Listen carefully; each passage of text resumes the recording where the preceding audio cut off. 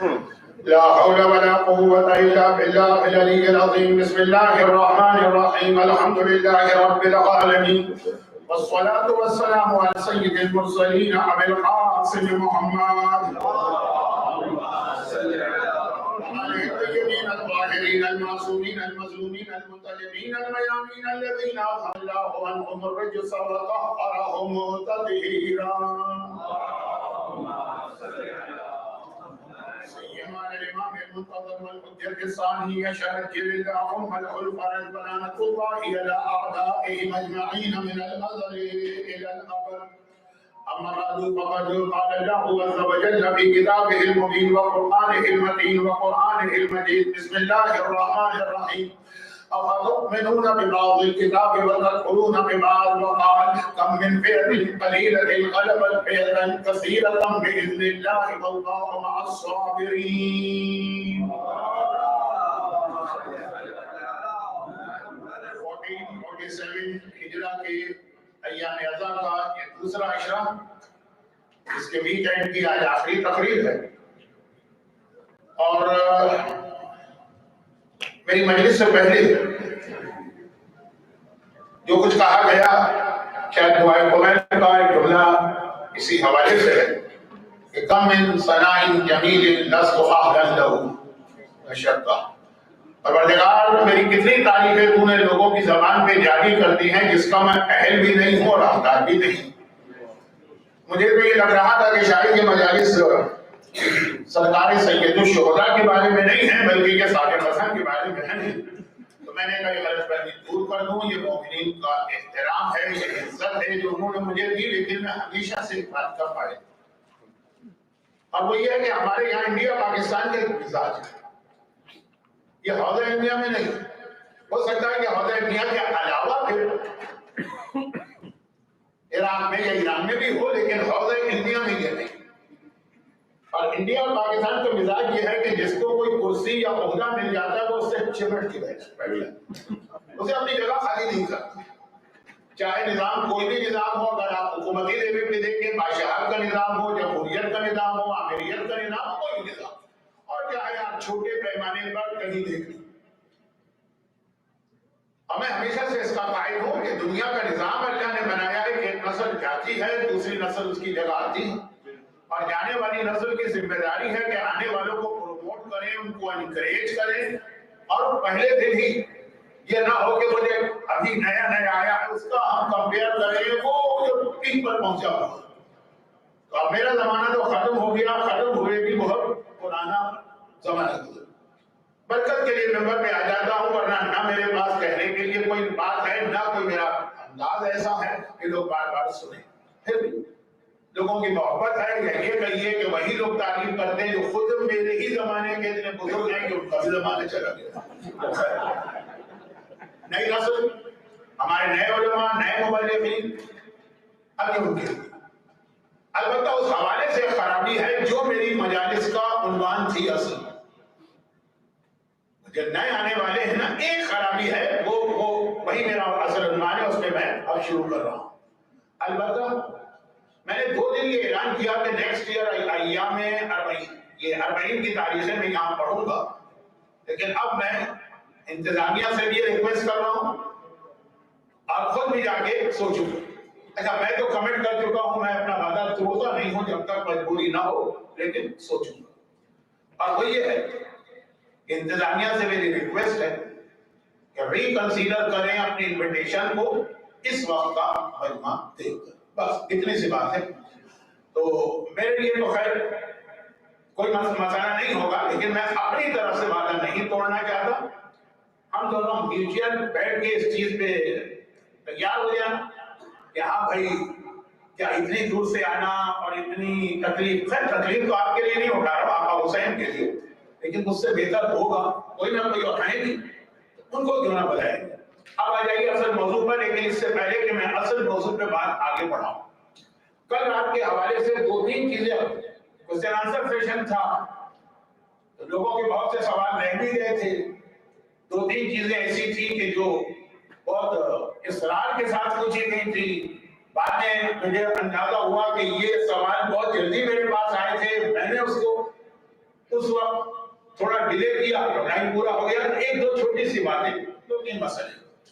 ایک سوال کسی نے یہ پوچھا ہے, کل میں نے احتیاط واجب کو ذرا سا سمجھایا نہیں, اب میں پہلے سے اپنے موضوع سے اس کو راضی ہوں. میدان کربلا میں 11 محرم سے جو جہاد شروع ہوا, 10 محرم میں آقا حسین کا کٹا سر نو کے نیزہ پہ بند ہو گیا. اب جو جہاد شروع ہوا وہ شہزادی زینب کی قیادت میں ہے, میرے چوتھے امام کی قیادت. اور اس جہاد کا آغاز, پہلا جملہ جو اس جہاد میں شہزادی زینب کی زبان سے آ رہا ہے وہ ایک شرعی مسئلے کا سوال ہے. اور اس امام معصوم کی امامت جو کربلا کے بعد شروع ہوئی اور کربلا ہی میں شروع ہوئی, وہ امامت شروع ہو رہی ہے مسئلے شرعی کے جواب سے. اور یہ بہت اہم پیغام ہے. ہم عیش آرام, ڈرائنگ روم کے آرام میں بیٹھے ہیں, صوفے پہ بیٹھے ہوئے ہیں, کوئی خیال نہیں ہے اس کے اندر, اس میں مسائل سننے کو تیار نہیں. ہم جلتے ہوئے خیموں اور آگ کے درمیان سوال پوچھ کر, اور میں نے پہلے دن ایک جملہ کہا جو توہین والا نہ بنے کہ سوال بھی بہت معمولی پوچھا گیا ہے, بہت بڑا مسئلہ ایجاد کا, لیکن معمولی سے مطلب یہ کہ ہر آدمی جانتا. جیسے اگر کوئی سوال کرے اسلامی دنیا میں کہ روزے کس مہینے میں رکھے جاتے ہیں یا یہ روزانہ کتنی نمازیں, تو یہ ایسا سوال نہیں ہے کہ جو جلدی بھی آپ نے پوچھا ہے. لیکن وہ جو اہمیت بیان کرنا تھی کہ اپنی منمانی نہ کرو, اپنی مرضی نہ چلاؤ, حکم خدا کی حجت سے پوچھ کر ہی اس کے اوپر عمل کرنا ہے. تو اس حوالے سے جو میں 2-3 باتیں کہہ رہا ہوں, جو کربلا کا پیغام ہے, یہ اس کی ایک طرح سے پریکٹیکل مثال نمبر ہے. کیونکہ یہ جو سوال ہے یہ بات مومنین کے لیے کچھ آسانیاں پیدا کرنے والا ہے. کہا کہ احتیاط واجب کی آپ نے بات کہی تھی, اس کی کوئی اور ایگزامپل ہے تو بہت سارے, پوری فقہ اور شریعت بھری پڑی ہے, لیکن میں تو ایگزامپل دے رہا ہوں. ایک کا تعلق ہے عبادت سے, ایک کا تعلق ہے انٹرٹینمنٹ سے. اسلام نہ خالی عبادات کا نام ہے اور انٹرٹینمنٹ تو ہے, لیکن دونوں چیزیں. انٹرٹینمنٹ کے حوالے سے پہلے بات کروں, آیت اللہ سیستانی کا احتیاط واجب کا ایک مسئلہ ہے. اچھا مجھے اب آپ کے بارے میں کچھ نہیں معلوم, آپ سے مطلب ہے امریکہ کا کلچر بالکل الگ ہے, آپ کی دلچسپی الگ ہے, آپ کے کھیل الگ ہیں, آپ کو کرکٹ سے کوئی دلچسپی نہیں, شاید آپ کا بیس بال ہوتا ہوگا, آپ کو فٹ بال سے کوئی دلچسپی نہیں, آپ کا اپنا الگ کوئی سسٹم ہوگا. تو یہ مثال شاید آپ کے لیے نہ ہو, لیکن بہرحال باقی دنیا میں یہ بہت کام کی مثال ہے. صرف نماز روزہ نہیں, انٹرٹینمنٹ ایک کھیل ہے جو بہت پاپولر ہے پاکستان میں بھی آج کل اور گلف میں بھی, اور وہ اس کے 2-3 نام ہیں. لوگوں نے کہا یہ نام نہیں الگ ہے, تھوڑا تھوڑا اس کے اسٹائل میں بھی فرق ہے. یہ میرا موضوع بھی نہیں ہے, ٹائم بھی. اس کو اسنوکر بھی کہتے ہیں, اس کو بیلٹ بھی کہتے ہیں, اس کا کوئی اور نام بھی ہے امریکہ میں. اور آگے میں تھوڑا تھوڑا فرق ہے ان کے جو رولز اینڈ ریگولیشن. آغاز سیستانی کے احتیاط واجب میں یہ سب ہے, یہ نہیں کھیل سکتے. اور آپ دبئی میں جائیں گے تو ہر چوتھے 5ویں بلڈنگ کے بعد آپ کو کلب لے کے سنوکر کلب یا بلیٹ کلب, اور اپنے مومنین بہت شوق سے جاتے ہیں کیونکہ مظاہر ایک حلال کھیل لگتا ہے. اب میں تفصیل میں نہیں جا رہا ہوں ورنہ تو یہ آج کی مجلس کا موضوع رہ جائے. تو یہ احتیاط واجب میں حرام ہے, لیکن یہاں پہ جو بات کے مرضی ہے وہ اجازت دے. تو اب کیا کا مسئلہ نہیں ہے, لیکن دبئی شارجہ میں جب میں نے پڑھا تھا تو سارا مجمع چونک اٹھا تو اس میں پڑھا تھا. پہلے تو یہ کہ حرام ہے اس میں کہ ہم میں سے ہر ایک کھیل کا. اب پھر احتیاط واجب میں سولوشن تو پھر پڑے کہ آپ نے مسئلہ حل کر دیا, لیکن کسی نے کہا تو آپ نے مسئلہ پہلے ہی کیوں کیا تھا, جب بعد میں حلال ہی کرنا تھا تو یہ حرام کے راستے سے حلال نہیں کیوں آئی. میں نے کہا یہ اس لیے کہ مراجع بدلتے رہتے ہیں, ہو سکتا ہے کہ بعد کا مرجع احتیاط واجب نہ لگا بلکہ کلیئر فتویٰ دے حرام ہے, تو آپ یہ نہ کہیے گا کہ آپ نے آج تک سنا ہی نہیں تھا. یہ کون نیا مرجع آپ ہے؟ ہمارے یہاں مراجع کے فتووں میں یہ اختلاف ہوتا ہے کہ ہم نے تو آج تک سنا ہی نہیں, کون سا نیا فتویٰ ہے, تو سن لیجیے. اب آئیے عبادات میں ایک مسئلہ ہے, یعنی مسئلے سے مطلب یہ پرابلم نہیں, مسئلے سے مطلب ہے کہ شرعی رولی, اور وہ یہ ہے کہ اس کو یہ جو میں مسئلہ بتا رہا ہوں اس کو بھی میں کہتا ہوں اس کو پریکٹس میں نہ لائیں. ہاں اس کو قضا نمازوں کے لیے پریکٹس میں لائیں, وہ ہے نمازوں میں فریضہ نماز ہے, فجر ظہر اثر مغرب عشاء ہر رکعت میں پہلی 2 رکعتوں میں الحمد کا سورہ پڑھا جاتا ہے, اس کے بعد ایک سورہ پڑھنا. کیا ہمارے یہاں لوگوں کے پاس ٹائم کم ہوتا ہے, یا یہ کہ جماعت میں اسلام کا حکم ہے کہ آسانی پیدا کرو تو شارٹیسٹ سورہ ہم لوگ پڑھتے ہیں. ایسے روایتوں میں تو تفصیل آئی ہے نا کہ مغرب کی نماز عشاء کی نماز میں لمبے لمبے سورے پڑھو. جو مکے میں آپ نے نمازیں پڑھی ہوں گی آپ کی ٹانگیں ٹوٹ جاتی ہوں گی, ختم ہی نہیں ہوتا سورہ, ختم ہی نہیں ہوتا سورہ. عشاء پڑھو یہ ہمارے یہاں بھی, لیکن ایک سہولت ہے شارٹ. لیکن اب جو میں بات کہہ رہا ہوں, اگر کسی نے کچھ پرانے واقعات سنے تو ان کو یہ والا مسئلہ اسے کنٹراڈکٹ کرے. میں حوالہ نہیں دے رہا ہوں کیونکہ بات بہت لمبی بھی ہو جائے گی. ابھی جو ٹو دا پوائنٹ بات, فی الحال آغاز سیستانی ہوں یا ان سے پہلے آغاز کوئی, میں ان کا ریفرنس اس لیے دے دیتا ہوں کہ میں تو اب تک ان کی تقلید میں باقی ہوں, تو میری طرح کچھ اور لوگ بھی باقی ہیں, ان کے بھی کام آ جائے مسئلہ. یہ فرماتے ہیں کہ آدم کے بعد پورا سورہ پڑھنا احتیاط واجب کی بنا پہ ضروری. فتویٰ نہیں. کیا مطلب اس کا کہ اگر آپ آدم کے بعد احتیاط واجب ہے کہ پورا سورہ پڑھیں, یعنی اس میں یہ بھی ایک کنسپٹ ہے کہ خالی ایک آیت پڑھیں. لیکن فی الحال تو کوئی فائدہ نہیں ہے کیونکہ احتیاط واجب اس وقت آپ کے کام آئے گی جب سیکنڈ مرجع پر بھی چلے. سیکنڈ مرجع بھی کہتے ہیں احتیاط واجب, تو ہم تھرڈ پر جائیں جو بٹ کوائن اور کرپٹو کرنسی کا کل آیا, وہی آغاز شبریہ زنجان, وہ بھی 99 نہیں 101 اس وقت کی ہے, اور بہت مرجعیت کے اعتبار سے بہت عظیم, بہت عظیم. دیکھیے ہمارے ایک نام بہت مشہور ہو گیا مراجع میں, مرحوم آغاز بہجت, لیکن وہ مشہور ہوئے تھے اپنے علم عرفان کی بنا پہ, ان کی مرجعیت کی بنیاد پہ کوئی ان کو نہیں پہچانتا جو ان کی اصل خصوصیت. آغاز بہجانی بہت عظیم مراجع میں سے, ان کا یہ فتویٰ ہے کہ آدم کے سورے کے بعد فریضہ نماز کی بات ہو رہی, پورا سورہ پڑھنا واجب نہیں, ایک آیت نہیں پڑھنے تو کافی. یعنی آپ نے نماز پڑھی, فجر کی شروع کی, آدم پڑھا بسم اللہ الرحمن الرحیم, اور پھر آپ نے کہا مثلا والبس, اور رکوع میں چلے ایک آیت, یا خالی کہا قل هو اللہ احد, آپ چلے جیسے نماز آیات میں آپ کرتے ہیں یا کرتے ہوں گے, میرا اندازہ ہے ایک آیت, اور یہ پوری 5 نمازوں میں ہو سکتا ہے. تو آپ چونکہ وہاں آغاز سیستانی کے احتیاط واجب اور ان کے بعد والے سیکنڈ میں بھی احتیاط واجب ہے, جو تھرڈ کی طرف سے اجازت ہے, تو آپ عام نمازوں میں بھی یہ کر سکتے ہیں. لیکن میں نے کہا اس کو پریکٹس میں نہ لیں, کیونکہ مہاراج یہ مراجع کے بعد جو مراجع آ رہی, تو آپ ہر مرجع کے آنے کے بعد آپ اپنی نمازیں تو نہیں بدلیں. اس کا فائدہ میں نے بتایا قضا نماز. اگر کسی میں بہت قضا نماز ہے یا مختصر چند نمازیں ہیں, وہ ان کو پڑھنا چاہے, اس میں اس سے بینیفٹ دے. اور کیونکہ یہ مسئلہ ہے کہ اگر آپ نے ایک مرجع کی زندگی میں اس پہ عمل کیا, وہ مرجع کا انتقال ہو گیا, نئے مرجع نے نیا فتویٰ دیا, تو پرانی نمازیں آپ مس سے. تو اب اگر آپ آدم کے بعد والا سورہ ایک ایک آیت پڑھ پہلی 2 رکعت میں رکوع کر لیا کریں گے, تو آپ دیکھیں گے کہ اگر ابھی آپ ایک دن کی قضا نماز جتنی دیر میں پڑھتے, شاید اس میں 2 یا 3 دن کی قضا نماز ہو جائے. اچھا یہ ایگزامپل بھی تھی, اور یہ کہ مسئلہ آپ کی نالج میں لانا تھا, تو ایک عبادت کا مسئلہ ہے, انٹرٹینمنٹ. عبادت کا مسئلہ بھی فیسلٹی دینے والا, انٹرٹینمنٹ کا مسئلہ بھی فیسلٹی دینے والا. لیکن اصل بات یہ تھی کہ عبادت ہو, کہ عام زندگی ہو, کہ بزنس ہو, کہ جاب ہو, کہ رزق کمانے کا طریقہ ہو, کہ شادی بیاہ ہو, کہ میت ہو, کہ غسل و کفن ہو, پیدائش سے لے کے موت تک کے جتنے مسائل, پہلے پوچھو اور اس کے بعد عمل کرو. یہ جو پہلے پوچھو یہ کربلا کا پیغام. اور یہاں پہ ایک 2 چھوٹی سی باتیں اور واضح کرنا ہے. اس میں سے ایک بات تو میرا موضوع, ایک بات بھی کسی کا سوال تھا, اسی کو واضح کروں گا, لیکن پہلے تو میرا موضوع پوچھو, اپنی نہ کرو. اب آج کا دور یہ گیا کہ ہر چیز انٹرنیٹ پہ اویلیبل ہے. قرآن آپ کو بے شمار ترجمے ملیں گے قرآن کی. اچھا قرآن کے حوالے سے ایک بات کہہ دوں کہ لوگ جو ہے اب کہتے ہیں ہمیں مرجع کی ضرورت ہے. قرآن ترجمہ ہر زبان میں. حدیث پہلے یہ کہا جاتا تھا کہ قرآن تو تم نے دیکھ لیا حدیث ہے, حدیث کی ساری کتابیں موجود ہیں, ترجمہ موجود ہے. پھر کہا جاتا تھا حدیث تو ہے لیکن اس کے جو نیریٹر بھی ہوتے ہیں نا, ان کو بھی چیک کرنا. اب حدیث کے جو نیریٹر ہیں ان کے حالات بھی تمام موجود ہے انٹرنیٹ کے پاس. سارا یہ میٹر موجود ہے جس کی مدد سے ایک مرجع فتویٰ دیتا.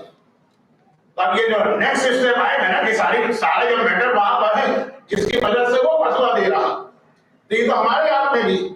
پہلے تھا ٹھیک ہے کہ ہم نے قرآن کا ترجمہ پڑھ لیا, ہم کو کیا پتا چلا کہ حدیثیں کیا ہیں اس کے بارے میں. اب تو یہ بھی ساری چیزیں ہیں, تو پھر ضرورت. اب یہ تو میں بعد میں بتاؤں گا کہ جو اصل آج میرا موضوع یہی، یہ جنگل کی آگ ہے جو میں نے کل کہا تھا کہ شروع ہو چکی، لیکن پہلے اس چیز کی وضاحت آج میں نے قرآن کی پہلی آیت دوسری آیت تو وہ پڑھی ہے شہزادی زینب کا جہاد، کہ کبھی ایک مختصر سا گروہ دنیا کی سب سے بڑی طاقت کو شکست دے دیتا، کہ اللہ کی جب ان کے ساتھ مدد آئے۔ کربلا سے بہتر اس کی مثال کیا، لیکن خالی کربلا نہیں ہے، اس کی مثال آتی ہے، یعنی ویسٹ میں بیٹھ کے لوگ اور پھر امریکہ میں بیٹھ کے لوگ کہتے ہیں پورے معاشرے سے لڑتے ہوئے اپنی اولاد کی وسط تربیت، چھوڑے اولاد کی تربیت، اپنے آپ کو دین میں باقی رکھنا، ہر چیز جو ہے ہمارے اگینسٹ جا رہی ہے، پھر چلنا بہت مشکل۔ کم من فئۃ قلیلۃ غلبت فئۃ کثیرۃ بإذن اللہ، تم اکیلے نہیں ہو، لیکن اللہ اگر تمہاری سپورٹ میں ہے تو بڑے سے بڑے نظام اور سسٹم کو تم شکست دے سکتے ہو۔ یہ آیت بشارت کی آیت، گھر آئی حضرت داؤد اور وہ کیا گویا کیا جالوت کا جو واقعہ کریں کہ قیامت تک کا اس، اور کربلا اس کی بہترین مثال، لیکن وہ خالی مثال تعریف کرنے، قصیدہ پڑھنے، مرثیہ پڑھنے کے لیے نہیں، اپنے پریکٹیکل لائف میں بھی یاد رکھنا۔ یہ تو ہوا خالی آیت کا اعلان کر دو۔ اس سے پہلے کی آیت یہ تھی کہ تم لوگوں کا کیا تجربہ، تم کتاب یعنی قرآن ایک حصے کو مانتے ہو، ایک کا انکار کرتے ہو۔ یہ تو ہمارے ایک طریقہ آ گیا ہے نا، جو انٹرنیٹ کی بڑی خرابی، لیکن اس کے علاوہ بھی یہ طریقہ ہے کہ قرآن ہم نے کھولا، ایک آیت نظر آئی، ہم نے ترجمہ پڑھا، ہم نے یہ تو اللہ ہی حکم دے گا۔ اب کون سا مرجع، کون سا مجتہد، کون سا فتویٰ، کچھ نہیں، قرآن صاف صاف کہہ رہا ہے۔ یہ ہے ایک حصے کو مانا۔ کیا یہ جو آیت آئی ہے سے ریلیٹڈ آیت کہیں آگے چل کے نہیں ہے جو اس کو واضح کر رہی ہے، جو اس کو ایلیبوریٹ کر رہی ہے، یا جو اس کو کینسل کر رہی ہے؟ ہمارے سامنے قبلے کی مثال اللہ نے جو تھی وہ ایک مثال ایسی رکھی ہے کہ اب پہلے قبلہ ادھر تھا، قبلہ چینج ہو گیا۔ اسی طرح آیتوں میں بھی ایک حکم آتا ہے، وہ حکم بعد میں چینج ہو جاتا ہے۔ جو آیت تم نے پڑھی کیسے تمہیں پتا کہ اس آیت کی وضاحت کہیں اور نہیں؟ کل ایک بات آ گئی تھی، میں پہلے اسی کو پڑھا، وما جعل اللہ لرجل من قلبین فی جوفہ، اللہ نے کسی کے دو دل نہیں بنائے۔ اب اس سے بعد خواتین نے نتیجہ یہ نکالا کہ دو دل نہیں بنائے ہیں، یعنی دو شادیوں کو اسلام نے حرام کیا۔ شہزادی زینب کے بچپنے کا واقعہ سنو، بہت چھوٹی ہے، باپ کے پاس بیٹھی ہے، کہا بابا آپ کے بتائیے کہ کیا اللہ سے محبت کرتے ہیں؟ چھوٹے بچے کس طرح سوال کرتے ہیں کہ شہزادی زینب یا معصومین کا بنا تھی، لیکن جو پیغام اس طرح پہنچانا تھا تو بچے ہی کی زبان سے اچھا لگتا۔ کہا بیٹی اس میں کیا شک ہے؟ تو بابا کیا آپ ہم لوگوں سے بھی محبت کرتے ہیں؟ بیٹیاں تو باپ کی آنکھوں کی روشنی ہوتی، بیٹیوں سے تو بہت باپ کو محبت ہوتی۔ میرے ذہن میں دبئی کے ایک مومن کا واقعہ آ رہا ہے، لیکن اب ٹائم نہیں، اصل موضوع کبھی کسی اور موقع پر۔ اگر ادارہ جعفریہ کی انتظامیہ نے ریکنسیڈر نہیں کی اپنے نیکسٹ ایئر کی انویٹیشن جو چل رہی ہے، اگر ریکنسیڈر کر لی تو پھر دوبارہ یہی میں بات چیپٹر یہ والی مثال رہ جائے گی۔ خیر، تو خلاصہ یہ ہے کہ بابا پھر آپ ہم سے محبت کرتے ہیں، بیٹا بے شک بیٹی، تو بابا ایک دل میں دو محبتیں کیسے جمع ہو جاتی ہیں؟ کہ شہزادی زینب اپنے باپ سے کچھ نہیں محبت بنا، یعنی جو کربلا میں شہزادی سکینہ کی ایج سے اس سے بھی کم، اللہ سے بھی محبت، ہم سے بھی محبت، دل ایک ہے۔ اللہ نے دو دل نہیں بنا ہے، یہ قرآن کی آیت ہے۔ شہزادی زینب نے قرآن کی آیت کو کوٹ نہیں کی، لیکن میسج بھائی، تو اس وقت مولا کا جواب یاد کیجیے۔ علماء پڑھتے ہی رہتے ہیں نا، یہ چیزیں تو عام علماء کا موضوع ہے، میں تو قبر اور عذابی کی باتیں پڑھتا ہوں تو یہ تو میرا موضوع بھی نہیں ہے، لیکن مشہور واقعہ ہے کیا؟ مولا نے کہا بھائی محبت صرف ایک ہے اللہ کی، تم سب کی محبت بھی اللہ کی وجہ سے ہے، تو ایک ہی محبت ہے اللہ کی، بیٹے سے محبت، بیٹی سے محبت، گھر والوں سے محبت، باقی جتنی محبتیں اسلام نے واجب کی ہیں وہ سب بھی اللہ کی وجہ سے۔ تو دل میں ایک محبت ہے، باقی ساری محبتیں اسی کی شاخ ہے، اسی کی اولاد ہے، اسی کی وجہ سے چنا۔ اگر کبھی اللہ کی محبت میں اور ان کی محبت میں ٹکراؤ ہو جائے تو اصلی محبت تو اللہ نہیں کی ہے نا، وہ محبت چھوڑنا پڑے گی۔ اولاد کی محبت اور اللہ کی محبت، یا بیوی کی محبت اور اللہ کی محبت، اور چھوڑے والدین کی محبت اور اللہ کی محبت، اللہ ایک حکم دے رہا ہے، ماں دوسرا حکم دے رہی۔ اب میں موضوع بدلنا نہیں چاہتا، تو یہ جو مولانا نے کہا کہ دل ایک ہے، محبت بھی، یہ ساری محبتیں اس کی وجہ سے۔ میں اگلا جملہ کہنا نہیں چاہتا ورنہ بڑا توہین آمیز جملہ بن جائے، گرچہ وہ توہین آمیز نہیں ہے، لیکن بہرحال معاشرے کا خیال کرنا پڑتا کہ رسول سے محبت بھی اللہ ہی کی وجہ سے ہوتی ہے۔ بس میں یہاں رک جاتا ہوں، رسول کے بارے میں تو پھر بھی کچھ سن لیتے ہیں۔ اچھا، تو آپ آ جائیے کہ یہ قرآن نے یہ کہا. اس سے نتیجہ کیا نکلا؟ جو بات خواتین ہے کہ جی وہ دو شادیاں کیسے ہو سکتی ہیں، دل تو ایک ہے. سورہ نساء، عورتوں کو یہ سورہ ضرور پڑھنا چاہیے. اس کا نام ہی عورت، نساء مانے عورت، وہ ہے عورتوں کے لیے سورہ. چوتھی آیت، تیسری آیت، وَانكِحُوا مَا طَابَ لَكُم مِنَ النِّسَاءِ مَثْنَىٰ وَثُلَاثَ وَرُبَاعَ. نکاح کرو جو اچھی عورتیں ہیں، دو یا تین یا چار. یہاں پہ الٹی کھوپڑی کے لوگوں نے ایک نتیجہ نکالا. وہ کیا؟ وہی نتیجہ نکالا ہے کہ اسلام نے 10 شادیوں کی اجازت دی، کیونکہ کیا تھا؟ 2 3 اور 4. تو 2 + 3 + 4 9 تو یہ ہو گئی، اور ایک تو ہے ہر ایک کو پرمیشن بات رہے گا. یہ فتویٰ دیا ہے کسی نے، ہمارے یہاں نہیں. آپ کو پتہ ہے ایسے ہونگے فتوے ہمارے یہاں تو نہیں ہو سکتے. تو یہ کیا کہا؟ قرآن کہہ رہا ہے کہ مثنیٰ و ثلاثہ ہوگا، 2 اور 3 اور 4. اور ہے، اور کا مطلب ہے کہ اینڈ وہ انگریزی والا اور نہیں کہ یا 2 کرو یا 3 کرو یا 4 کرو، وہاں چوائس یا تو 2 اور +3 3 + 4. لیکن اب یہ تو آیت اس کا جواب ہو گئی کہ اسلام نے اجازت دی. اب آئیے مردوں کی بات. مرد یہاں کی آیت پڑھتے آگے تو پڑھو نا، اس کے فوراً بات. فَإِنْ خِفْتُمْ، اسی آیت 2 3 اور 4، فَإِنْ خِفْتُمْ أَلَّا تَعْدِلُوا فَوَاحِدَةً. اور اگر تمہیں خالی ڈر ہے، ڈر کا مطلب شیورٹی نہیں ہے، چانسز ہے کہ تم ان کے درمیان برابری نہیں کر پاؤ گے، تو صرف ایک اور صرف ایک. وہی آیت جو 4 شادیوں کی اجازت دیتی ہے اور پابندی لگا رہی. فَإِنْ خِفْتُمْ، یہ نہیں کہہ رہا قرآن you are not sure، کہہ رہا قرآن اگر اونلی فیئر ہے، یعنی اونلی چانسز ہے. اب میں پوری زندگی کا اپنا اور اپنے بزرگوں کا تجربہ پیش کرتا ہوں کہ 99% اگر ایک سے زیادہ شادیاں آدمی کرے تو برابری نہیں کر سکتا. قرآن نے کہا فواحدہ، تو صرف ایک. وہی آیت جو 4 شادیوں کو لے کے مرد دوڑ پڑتے، وہ صرف ایک. مجھے پتا ہے جس ملک میں بات کر رہا ہوں وہاں پہ بہت ساری قانونی رکاوٹیں، لیکن میں یہ بتا رہا ہوں کہ قرآن کے ساتھ جو کھیل ہوتا ہے کہ ایک آیت لیتے ہیں، ایک آیت چھوڑ دیتے ہیں. جو آیت لیتے ہیں اس کا بھی آدھا حصہ ایک لے لیتا ہے اور آدھا حصہ دوسرے لے لیتے ہیں مرد. جو پہلے دن یا دوسرے دن میں نے جابر کا خواب بتایا تھا کہ آسمان سے کپڑا لٹک رہا ہے، آدمی کاٹ کے دیتے.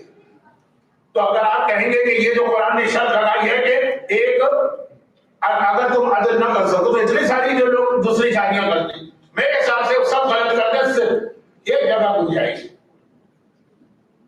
اور یہ ہے کہ اس میرے پاس اس لیے بعض اوقات بیوی پہلی وہ خود اپنے حقوق سرنڈر کر دیتی ہے. کیا میں اجازت دیتی ہوں آپ دوسری شادی کر لیں، پھر اگر برابری نہ بھی ہو تو مجھے کوئی اس پہ اعتراض نہیں. اب آپ ضرور کہیں گے کہ بھائی ایسی بیویاں کہاں ملتی ہیں، وہ کون سی مارکیٹ میں یہ بیویاں ملتی ہیں، ایسی 2-4 ہمیں بھی لا کے دے دیجیے. لیکن ہے میں جانتا ہوں اور کچھ وضاحت انڈیا پاکستان کے حوالے سے کر نہیں سکتا، منبر پہ ذرا اچھا نہیں لگی، لیکن عرب دنیا میں عام چیز وہ اپنا حق خود چھوڑتی. بلکہ مجھے یاد ہے کہ جب ہمیں جاتا تھا میں اپنے فیملی کے ساتھ تو بعض اوقات عرب عورتیں پوچھتی کہ شوہر آپ کے بیمار ہیں، کوئی میڈیکل پرابلم ہے، صرف ایک شادی کی.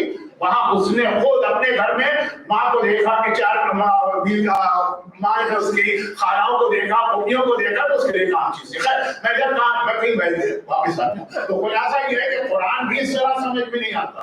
فتویٰ تو چھوڑے، اب تو قرآن بلا حدیث بلا سراوی یہ سب ملانا پڑتا خالی ہوگا. اب اور بھی شارٹ ایگزامپل دے دو. سورہ ہم، سورہ یاد رکھیے سورہ ہم کا نہ آج تک صحیح ترجمہ ہو سکا الم کسو، نہ اس کے پڑھنے کا صحیح طریقہ سامنے آیا. 2 ترجمے ہیں کا دونوں پاسبل. پڑھنے کے طریقے صراط الذین انعمت علیہم ہے، لیکن علیہم نہیں.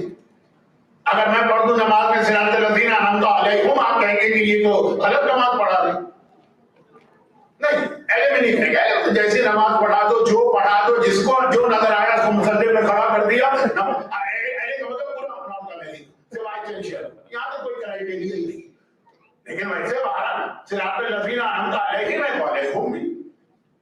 اب وہ بھی صحیح ہے، یہ بھی صحیح ہے، کیونکہ دونوں روایتیں موجود. یہ پڑھنے کی بات. اور ترجمہ غیر المغضوب علیہم ولا کا ترجمہ آپ دکھا دیجئے قرآن میں کہ ایک جگہ ایک، دو ترجمے الگ الگ چل رہے. مگر جان گرا میں کہہ رہا ہوں اتنا مشہور سورہ، بچہ بھی اگر اس کو کچھ نہیں یاد ہے تو الحمدللہ. اب پھر آپ نے سوچے کہ اس ترجمے کی مدد سے ہم قرآن کو سمجھیں، اور سمجھیں گے بھی تو ایسا کہ آغا سیستانی کی 99 سال کی محنتیں اور آغا زنجانی کی 101 سال کی محنتیں اور آغا وہی خراسانی جو 108 سال کے ہیں ان کی 108 سال کی ریسرچ ایک طرف اور ہماری 2 منٹ کی ریسرچ ایک طرف. اچھا یہ تو وہی جو کربلا کا میسج تھا. نالج بھی کمپلیٹ تمہیں لگ رہی ہے تب بھی پہلے کنفرم کراؤ جو اس زمانے کا کی حجت میں خدا. اب آئیے شہزادی زینب کا ایک جملہ. میں نے کہا ہے کہ اصل مقصد جو تھا وہ مسئلہ پوچھنا نہیں تھا, وہ بھی ایک پیغام تھا, لیکن اصل مسئلہ اس سے پہلے جو ایڈریس کیا اے میرے زمانے کے امام, یہ اصل چیز. یہ لفظ اتنا اہم لفظ بنا کہ اس نے اس تمام فرقے کا خاتمہ پہلے سے کر دیا جو بعد میں بننے والا ہے. بہت سی چیزیں اسلام ایڈوانس میں ہی ہم کو بتا دیتا. پہلے سے اس خطرے کا مقابلہ ہوگا, جیسے بیماریوں کا مقابلہ, بچہ پیدا ہوا بھی بیمار نہیں, آپ ویکسینیشن لگا دیں یہ آنے والے خطرے سے بچنے کے. تو شہزادی زینب کا اتنا جو اب اس میں نے کل 2 مثالیں دی تھی نا, آج ایک تیسری مثال بھی سنی. وہ مثال ذرا سی گندی سی, لیکن جو کہ ویسٹرن کنٹریز میں اتنی بری نہیں ہے, اس لیے میں بتا رہا ہوں. بہت اہم صحابی اور نائب امام, 2 لفظ یاد رکھیے, صحابی اور نائب امام. بشر حافی, جس کو بعض اوقات اردو میں لوگ بشر حافی پڑھتے ہیں, بشر حافی. حافی مانے ننگے پیر, جو آدمی جوتا چپل کچھ نہ پہنے. یہ بغداد میں 7ویں امام کے نائب بنی. اس سے پہلے کیا ہے مشہور واقعہ ہے, شاید اتنا مشہور نہ بھی ہو, لیکن میں نے تو کم از کم 85 دفعہ پڑھا. کون تھے یہ بغداد کے؟ اب جو ان کی پرسنالٹی ہے نا, تو یہ جو میں انٹروڈکشن کرا رہا ہوں یہ اچھا نہیں لگ رہا, لیکن اس کے بغیر بات واضح نہیں ہو. یہ بغداد کے سب سے بڑے شرابی تھے. یہ بغداد کے وہ صاحب تھے جن کے گھر میں ہر وقت ڈانسنگ گرل بیٹھی رہتی تھی, اور ہر تھوڑی دیر کے بعد ڈانس پارٹی ہوتی, ہر تھوڑی دیر کے بعد میوزک کنسرٹ ہوگا. کل کوئسچن آنسر سیشن میں ایک سوال ہوا تھا میوزک کے بارے میں. میں نے بتایا تھا کہ اول تو میوزک میں غلط فہمی کی کہ لوگ سمجھتے ہیں کہ میوزک انسٹرومنٹ کا نام ہے, وہ حرام ہے جو گلے کی آواز اگر بغیر انسٹرومنٹ کے ہو تو کوئی حرج نہیں, اصل حرام تو وہ. اور دوسری چیز کہ یہ سب میں تو کوئی گنجائش ہے 50-50 حلال حرام. جو 100% حرام گناہ ہے وہ ہے ڈانس یا رقص, ناچنا. یہ 100% حرام ہے, اس میں تو کوئی شک ہی نہیں. کیونکہ کراچی میں 13 رجب کو, کراچی میں 3 شعبان کو, کراچی میں 15 شعبان کو, اور کراچی کے پورے پاکستان میں امام معصوم کی ولادت میں بھنگڑا ڈالا جاتا ہے اور ڈانس کیا جاتا ہے. میں ادھر سے جائی دے رہا ہوں کہ جو ہمارے شادی بیاہ ہیں جس کے اندر لڑکیاں بھی ڈانس کرتی ہیں, لڑکے بھی ڈانس کرتے ہیں, مہندی کی تقریب ہے, یہ بھی ایک حرام گناہ. گانا حرام ہے, یہ بہت مشہور ہو گئے, ناچ بھی ہے. اور اس کے اندر تھوڑی سی گنجائش عورتوں کے لیے نکلی ہے, مردوں کے لیے بالکل نہیں نکلی. وہ تھوڑی سی کیا گنجائش ہے بتانا پڑے گا, ورنہ غلط فہمی ہو جائے گی. وہ یہ ہے کہ اپوزٹ سیکس کے سامنے تو ڈانس بالکل حرام. مرد عورت کے سامنے نہیں کر سکتا, عورت مرد کے سامنے, چاہے وہ اس کے محرم ہی کیوں نہ ہو. کیا عورت ایسی جگہ ڈانس کر رہی ہے جہاں سے اس کا بھائی ہے یا باپ ہے اور کوئی یا مرد. اس کے بعد شوہر کے لیے اپنی بیوی کے سامنے ڈانس کرنا بھی حرام ہے, چاہے گھر میں کوئی نہ اکیلے ہو. وہ مثلا ڈانس سے مطلب وہ جو مشہور ڈانس ہے وہ والا نہیں جو محاورے میں نا کہ فلاں صاحب کی بیوی تو اپنے شوہر کو انگلیوں میں نچاتی ہے, ان کو نچانے دیجیے. لیکن جو حرام جو ڈانس ہے نا, بلکہ شوہر بیوی کے علاوہ کوئی نہیں. بیوی کو اجازت ہے کہ اگر گھر میں کوئی نہ ہو یا ہو لیکن وہ کمرے میں اکیلی ہے شوہر کے سامنے, تو وہ اس کے سامنے ڈانس کر سکتی ہے. صرف یہ گنجائش نکلی شوہر کے سامنے, وہ بھی تنہائی میں, نہ محرم ہو نہ نامحرم ہو نہ عورتیں, یعنی نہ اپوزٹ سیکس ہو نہ سملر سیکس ہو نہ محرم رشتے دار. تو یہ گناہ کبیر ان کے روزانہ ہوتی تھی ڈانس پارٹی, یہ جن کی میں بات کر رہا ہوں بشر حق. اور پھر ڈانس پارٹی بغیر گانے وغیرہ کے تو نہیں ہوگی, گانے کی محفل, اور ایسا یہ دھت رہتے تھے نہیں. ان کے ساتھ پرابلم کیا تھا, وہ یہ تھا کہ ان کے باپ بغداد کے سب سے بڑے تاجر, اور زمانے میں بغداد دنیا کا سب سے بڑا شہر ہے, عروس البلاد کہلاتا تھا. تمام شہروں کی دلہن جو آج ویسٹرن کنٹریز کے شہروں کے آپ نام لیں کہ مثلا پیرس ہے, نیو یارک ہے اور ٹوکیو ہے, وہ بغداد تھا اس زمانے. بغداد کا یہ سب سے بڑا تاجر تھا, بلینئر. وہ مر گئے, باپ مر گئے, اور جوان بیٹے کو گھر بیٹھے اتنی دولت ملی, اتنی کہ سنبھالے نہ سنبھلے. تو پھر آدمی تو بگڑتا ہی ہے نا، دولت تو دماغ خراب کر دیتی، جبکہ بڑے کا سایہ بھی نہ رہے اور وہ دولت خود بھی نہ کمائی ہو، گھر بیٹھے مل گئی۔ روزانہ یار احباب دوست جمع ہوتے ہیں، شرابیں پی جاتی ہیں، گانے گائے جاتے ہیں، رقص کیا جاتا ہے، یہ ڈانسنگ۔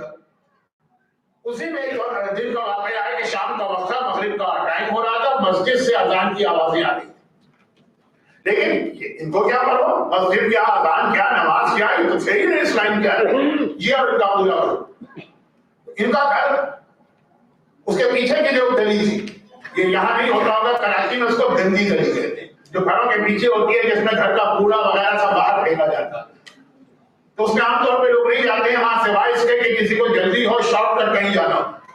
تو ایک شخص وہاں سے گزر رہا، اچھا اسی وقت گھر کی جو کنیز تھی، میٹ تو نہیں کہیں گے، میٹ سے بھی بدتر کنیز، اس نے گھر کا کوڑا پھینکنے کے لیے دروازہ کھولا، باہر نکلی، جیسے دروازہ کھولا وہ گانے کی آواز، نامحرم عورتوں کے ناچنے کی آواز، وہ ڈانسنگ گرل کے ڈانس کرنے کی آوازیں سب باہر آ رہی ہیں۔ ادھر اللہ اکبر، حی علی الصلاۃ، مسجد سے ادھر ہی وہ اب نہیں رکا۔ ایک مرتبہ اس گلی سے پوچھا کہ یہ گھر کس کا ہے؟ ارے تمہیں نہیں پتا گھر کس کا؟ جیسے مثلا ہم لندن میں گھوم رہے ہیں، ملکہ برطانیہ تو مر چکی ہے کہ شہزادہ چارلس کا محل بکنگھم پیلس نظر آئے، ہم پوچھے کس کا ہے، حیران ہوا، تمہیں نہیں پتا؟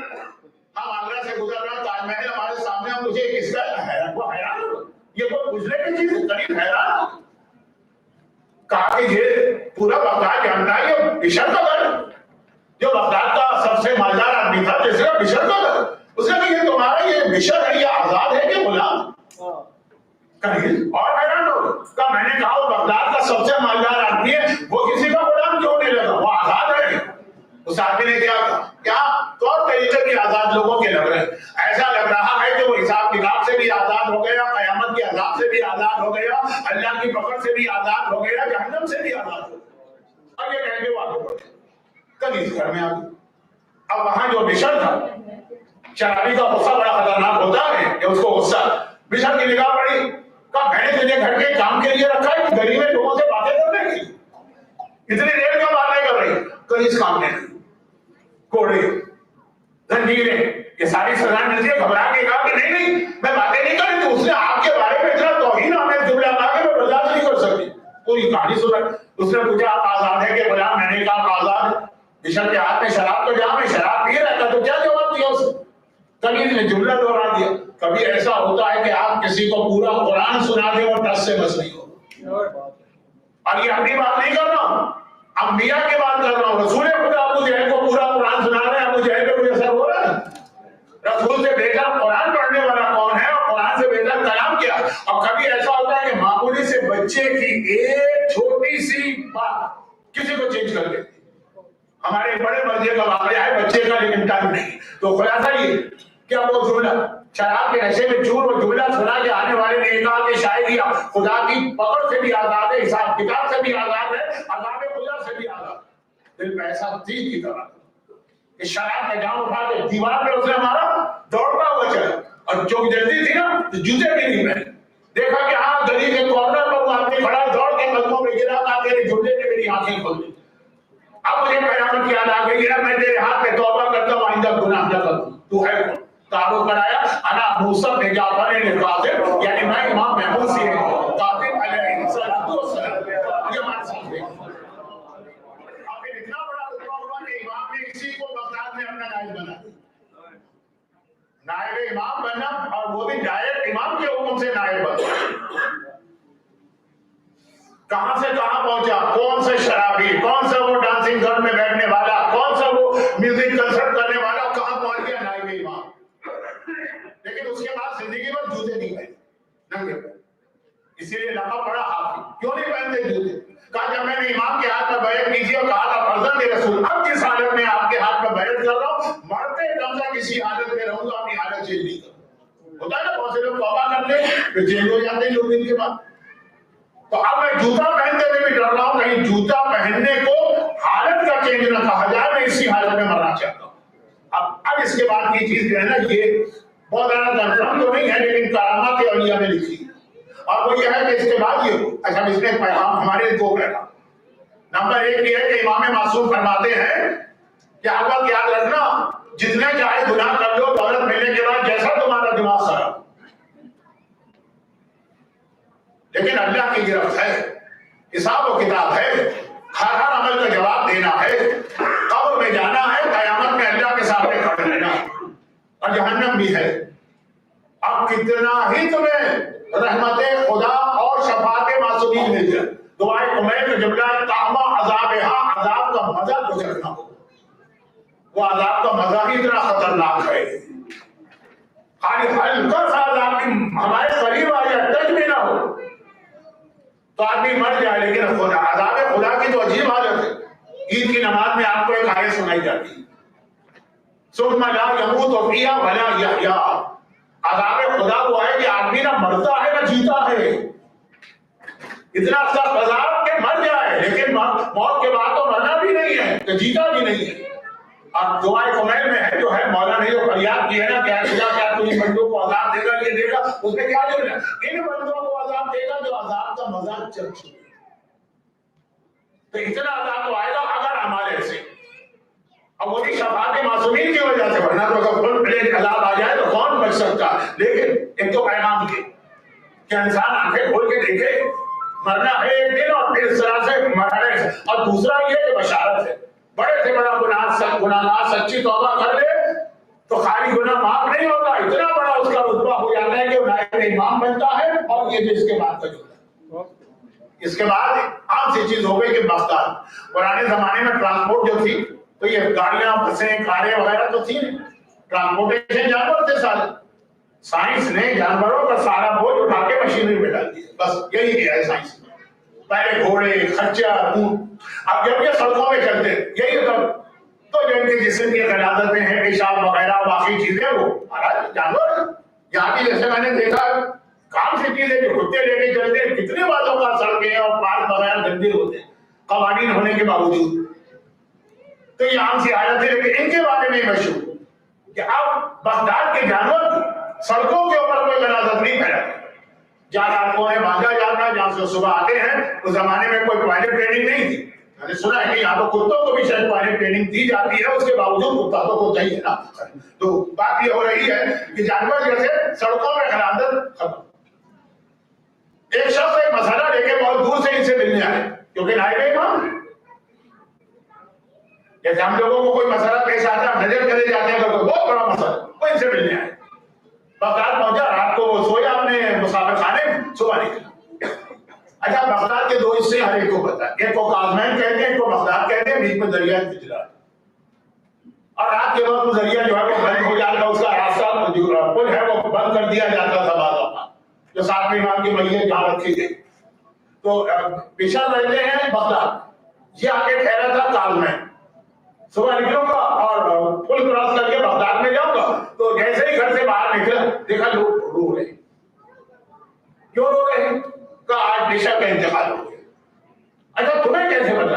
ابھی تو بالکل صبح کا وقت ہے، وہ جو پل بند ہو گیا تھا وہ پل بھی نہیں کھلا ہوگا، پرانا زمانہ ہے، نہ ٹیلی فون ہے، نہ واٹس ایپ ہے، نہ ای میل ہے، نہ کوئی اور ذریعہ، وہاں سے یہاں نیوز آئی کیسے؟ اتنا جلدی ہے کہ دیکھو جب ابھی گھوڑا یہاں سے گیا اور وہ خنازر پھیلاتا ہوا گیا ہے، اس کا خنازر پھیلانا اس بات کی دلیل ہے کہ وہ شخصیت جس کے احترام میں جانوروں نے اپنا طریقہ بدل دیا تھا وہ دنیا سے چلا گیا، اور یہی باقی جو 3-4 جو کہ واقعہ مجھے اس لیے بھی پڑھنا تھا کہ آپ کیا ہے امریکہ میں بیٹھ کے دنیا کے عیش و آرام کر رہے ہیں، مرنا ایک دن سب کو، خلاصہ یہ نشانی، وہ آپ کا شریعت میں سگریٹ پی وہ ایک نشانی، وہ کسی نے ولی عہد کو بادشاہ سلامت کا وہ ایک نشانی، یہ بغداد کے گھوڑے نے بغداد کی ایک سڑک کے اوپر نجاست پھیلائی ایک نشانی، تو بعض اوقات ایک چھوٹا سا جملہ ایک بہت بڑے مسئلے کو حل کرتا ہے، تو زینب کبریٰ کا اتنا جملہ کہہ دینا کہ میرے زمانے کے امام اس فرقے کی کمر توڑنا۔ اچھا آج کی جو مجلس ہے اس کے بعد نیکسٹ ویکینڈ دنیا یا پورے امریکہ میں جہاں جہاں مجلسیں ہوں گی وہ چوتھے امام کے حوالے سے، وہ سجادیہ عاشرہ ہوگا جو عاشورے کے بعد ایام ازا کی دوسری اہم ترین تاریخ، اس میں آپ پڑھیں کہ وہ ایک فرقہ بنا بہت بڑا جس نے امامت کو روک دیا آقا حسین، اب پھر محمد حنفیہ کا واقعہ اور چوتھے امام کا ان کا جھگڑا اور پھر وہ حجر اسود کی گواہی، وہ ساری چیزیں، تو چوتھے امام کی امامت بہت عجیب طریقے سے شروع ہوئی، جس طرح ان کے دادا علی کی امامت شروع اس طرح سے کہ پہلے دن ہی جس دن امامت شروع ہوئی امامت کا انکار کیا، خطیب کو جھٹلا دیا، بس ہو گئی۔ امام حسن کی امامت اس طرح شروع نہیں ہوئی۔ ابھی مولا علی دنیا سے گئے، سب نے امام حسن کو امام مانا، امام حسن دنیا سے گئے، سب نے حسین کو امام مانا۔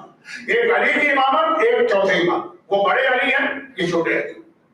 زینب کبریٰ کے اس جملے پہننے والے بہگیں گے، لیکن عام شیعہ بچ گئے اس جملے کی وجہ سے۔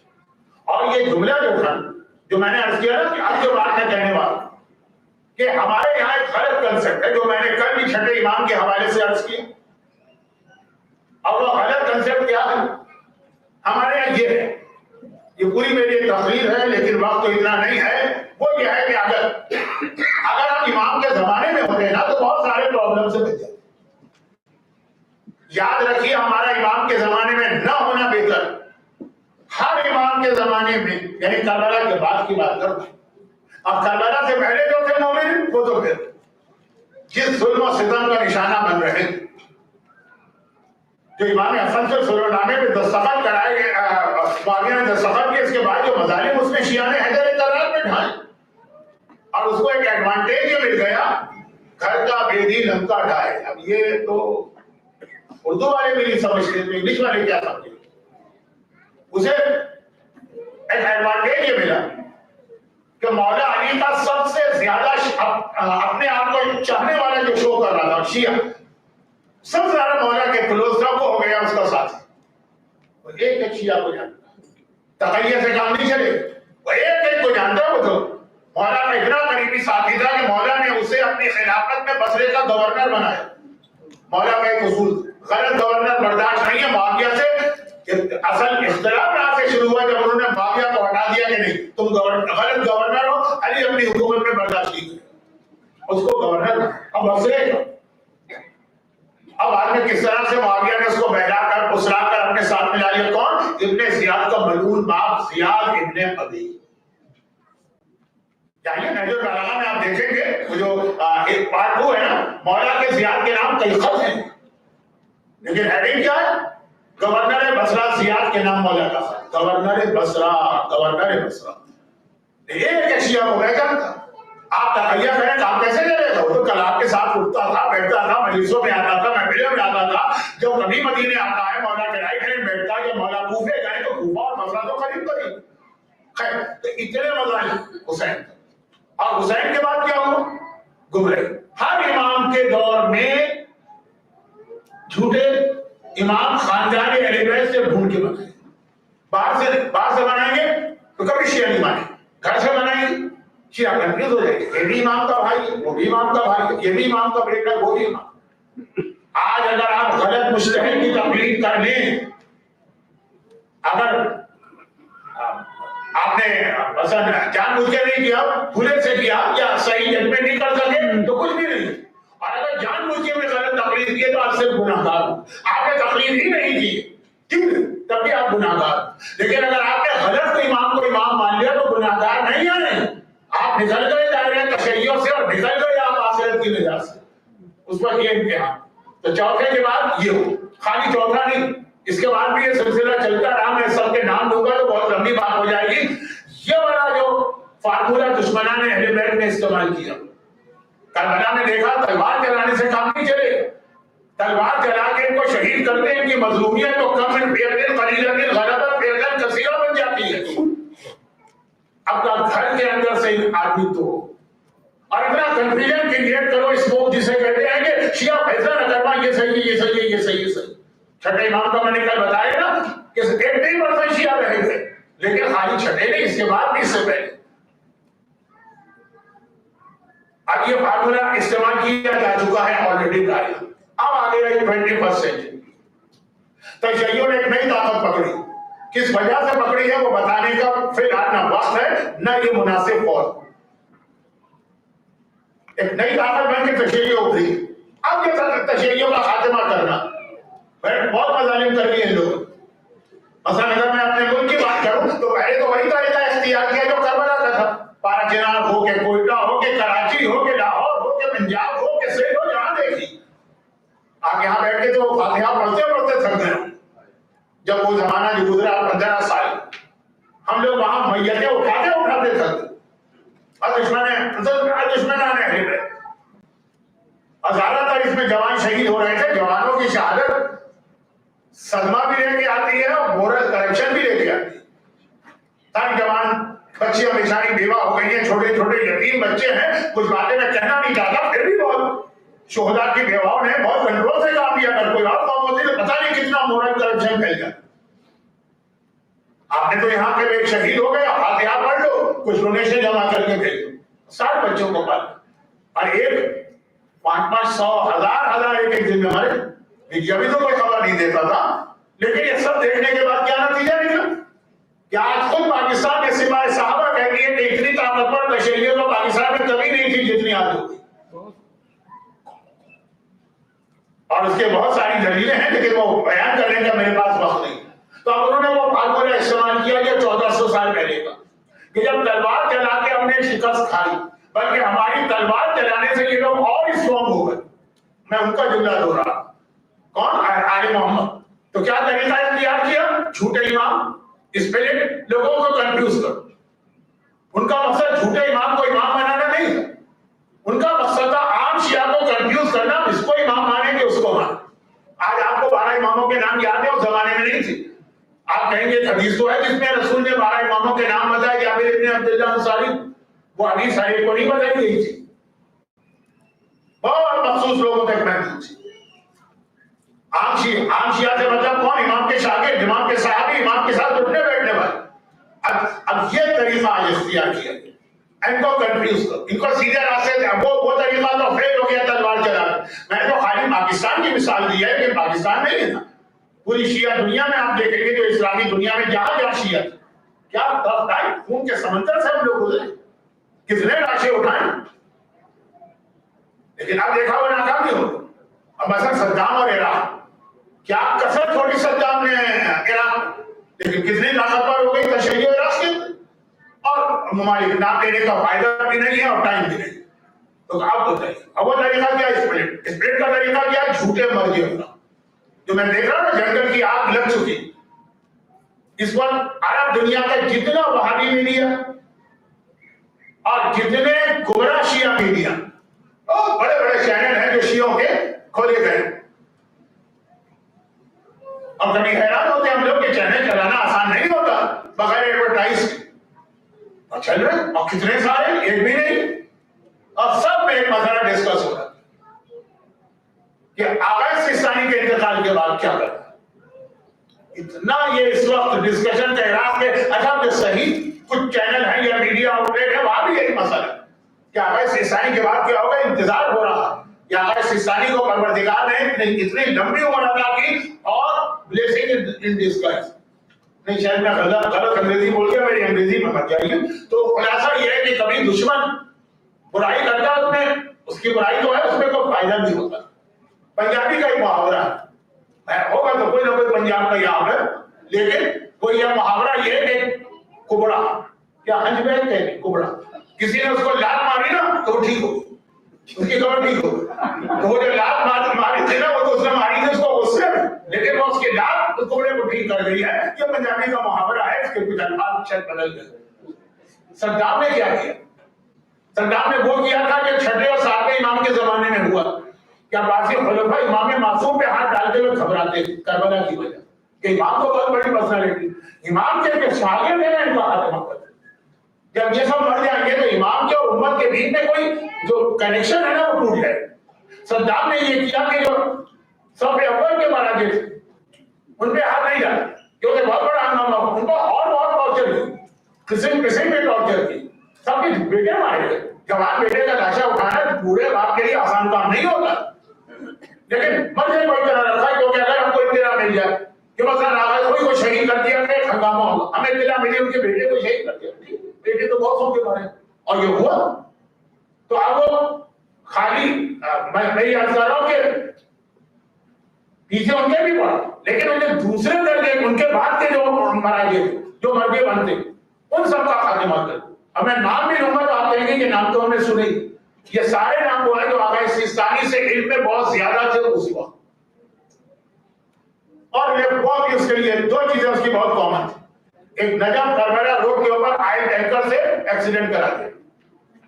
تو کیا موت ہوتی تھی؟ شہادت کی موت ہے، لیکن کیا موت ہوتی تھی؟ گاڑی جلتی تھی آگ میں. تو کتنے ہمارے مہاراجے جو آغا کوئی اور اس زمانے میں آغا کوئی تھے، آغا سبزواری تھے، یہ سب کے اول کے تھے، ان کے بعد والے بڑے آغا سستانی سے بڑے وہ شہید ہوئے اسی طرح. اور دوسرا ہاسپٹل اور ڈاکٹر بھائی آغا کوئی کے اپنے داماد نصر اللہ مستمد جن کی قبر وہیں پر ہے کہ آغا کوئی کی قبر نجف جاتے ہیں تو وہاں دیکھا تھا سب تو بتا رہے کہ آغا کوئی کے بعد یہ مرضی بننے والے بیمار پڑے انجیکشن لگایا زہر تو ان کو شہید. یہ دو طریقے اس کے عام تھے.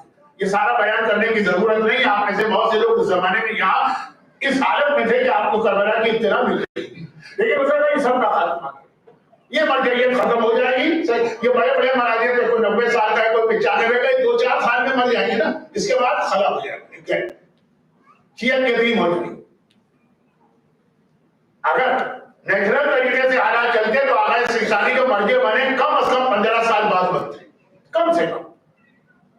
لیکن اب ہوا یہ کہ وہ سب مر گئے اور آغا کوئی جب دنیا سے گئے تو آغا سستانی ٹھیک. جو یہ لفظ تھرڈ تو اچھا نہیں لگے گا، first player second player third player میں جب سیکنڈ ختم ہو گئے تو خود بخود وہ آ گئے. اس کا نتیجہ کیا نکلا؟ اس کا نتیجہ نکلا کہ ان کو بہت لمبی مرجعیت ملی. 35 سال کی مرجعیت تاریخ میں بہت کم. 92 میں آغا کوئی کا انتقال ہوا تھا اور میں اہلے میں تھا. میں اہلے میں عشرہ زینبیہ سے پہلے والا عشرہ پڑھ رہا تھا. پہلی سے 8 سفر جعفریہ کو گئی 8 سفر کی تاریخ مجھے اب تک یاد ہے. میں ممبر پہ تھا اور یہی میں تھا جعفریہ جب آغا کوئی کی موت کی اطلاع 92. آغا سستانی کا کوئی چانس نہیں تھا مرجع بننے.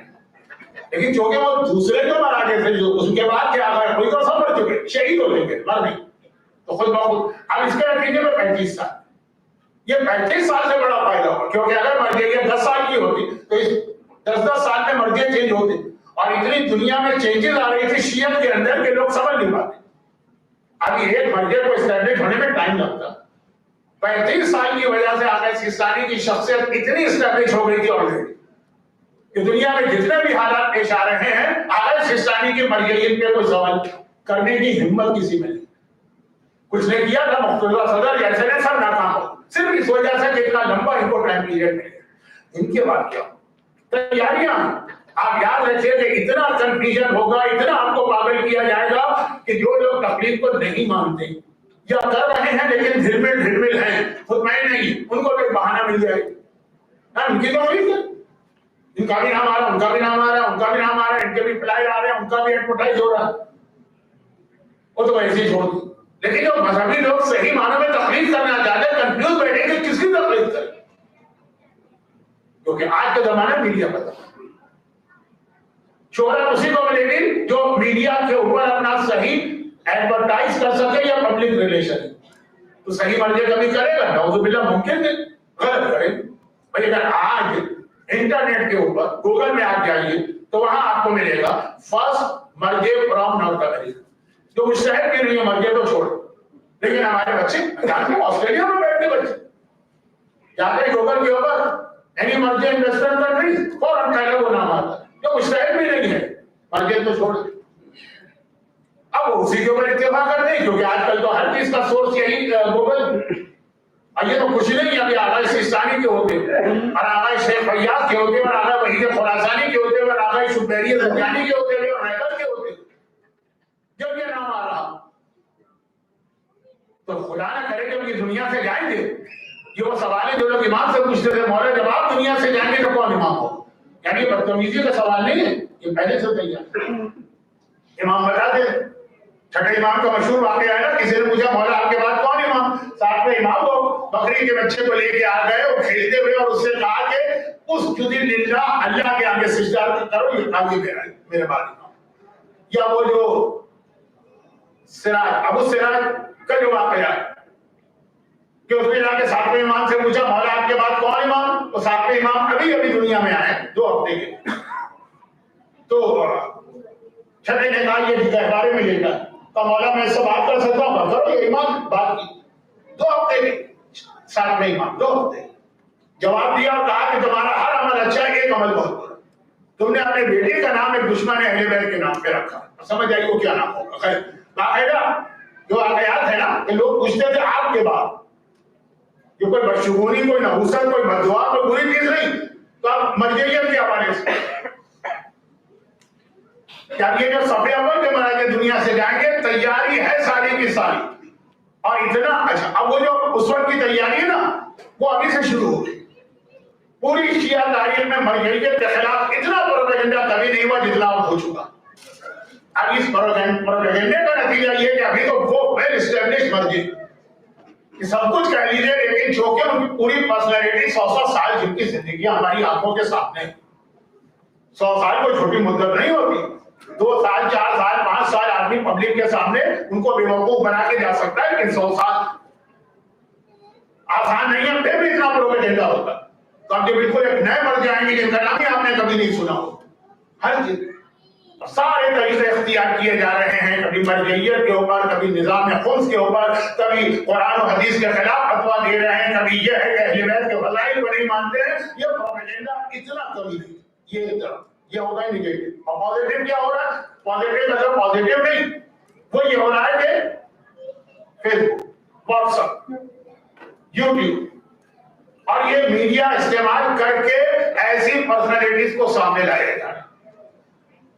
دیکھیے آج ہمارے یہاں ایک عام مومن، آپ اپنے آپ کو مت دیکھیے، ایک بالکل عام مومن، سادہ سا مومن، سندھ کے کسی دیہات کا رہنے والا، پنجاب کے کسی چھوٹے سے گاؤں کا رہنے والا، وہ یوٹیوب میں جاتا ہے تو مجلس سننے کے لیے کھلا مجلس کے ویوز ہیں 2000 اور کھلا کہ 50,000 اور 50,000. یہ بہت بڑا ہو جانتا بھی نہیں.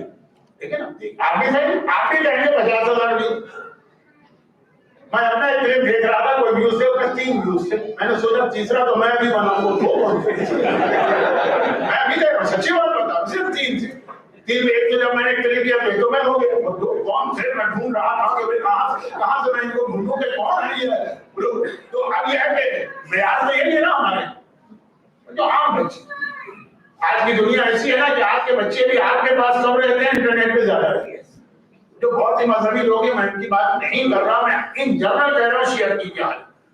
تو وہ جو چوتھے امام کے بعد زینب کبریٰ کا وہ جملہ تھا وہ ایک بڑے فتنے کا توڑ تھا. اس کے باوجود ڈسپائٹ گئے وہ فتنہ پھیلا. زینب کبریٰ نے جملہ کہہ دیا، ختم ہو گئی بات ہے نا. اس کے باوجود کیا جب مدینہ ملک کے چوتھے امام آئے وہ فرقہ واقعیہ کیا نہیں بنا اور بہت اسٹرانگ ہو. اگر وہ فیل ہو گئے تو پھر محمد حنفیہ کو وہی جو میں نے کہا کہ خاندان کیا ان کی امامت کا اعلان ہو گیا. اب آگے وہی پھر تھی جو میں 2 دن پہلے سے کہہ رہا ہوں، جذباتی اپیل. جذباتی اپیل وہ کیا محمد حنفیہ کون ہے؟ مولا کے تیسرے بیٹے ہیں نا، حضرت عباس سے بہت بڑے ہیں، بہت انتہائی اسٹیٹس. مولا کو رسول اللہ نے پہلے سے بتایا تھا کہ دیکھو میرا نام ہے محمد، میری کنیت ہے ابوالقاسم. کسی بچے کے لیے یہ 2 چیزیں جمع نہ کر. اگر اس کا نام محمد رکھنا تو ابوالقاسم کنیت نہ رکھنا، اگر ابوالقاسم کا دل چاہ رہا تو محمد نام نہ رکھنا. جو اب صرف 2 کو اجازت دیتا ہوں، پیغمبر نے کہا صرف 2 کو اجازت دیتا ہوں.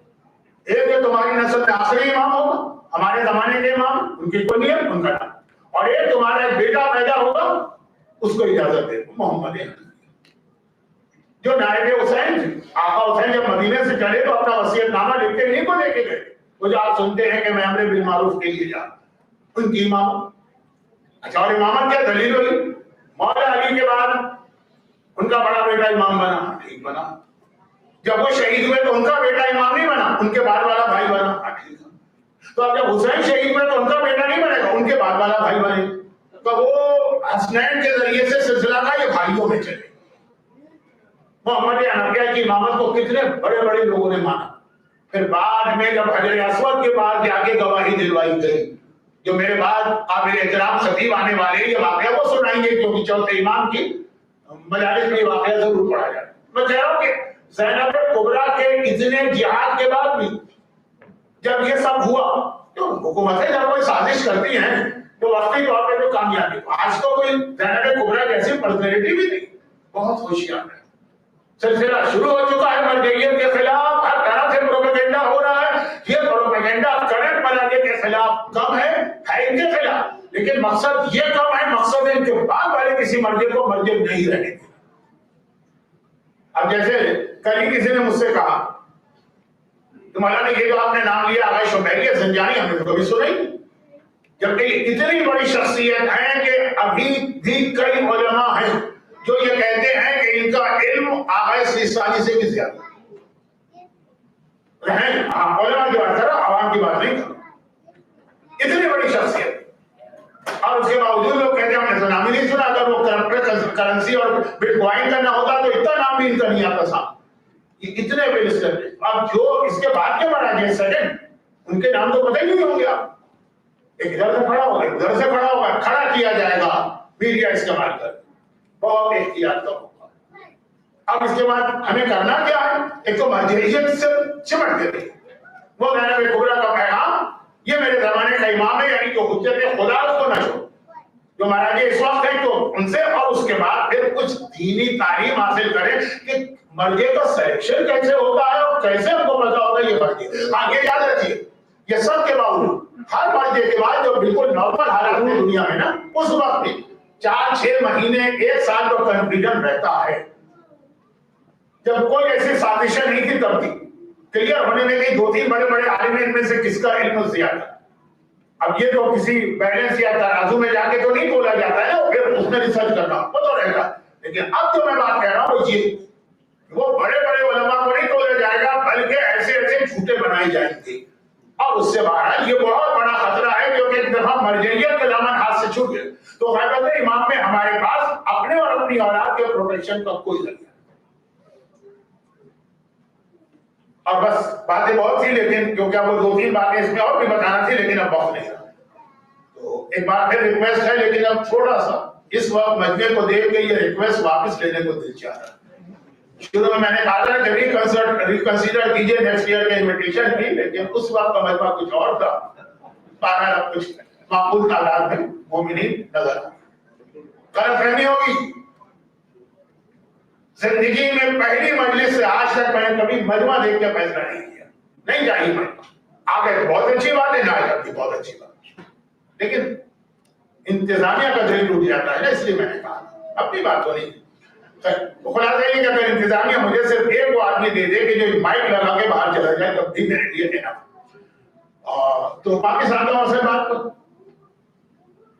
کتنا مشکل کام ہم کو آج لگ رہا، یاد رکھیے اس سے 1000 گنا مشکل کام تھا کربلا کا۔ زینب کبریٰ کے اس جملے نے کتنے بڑے طوفان کو روکا، جیسے میں نے کہا اس کے باوجود سب کچھ ہوا لیکن روکا، اور اس کے بعد جو زینب کا جہاد شروع ہوا وہ انشاءاللہ اگر اگلے سال زندہ رہا، یہاں آنے کی اجازت ملی، انتظامیہ کا حوصلہ مضبوط رہا، تو پھر جناب زینب کے جہاد کا پہلے دن کے بعد کا جو حصہ ہے وہ آپ کے سامنے پیش کروں۔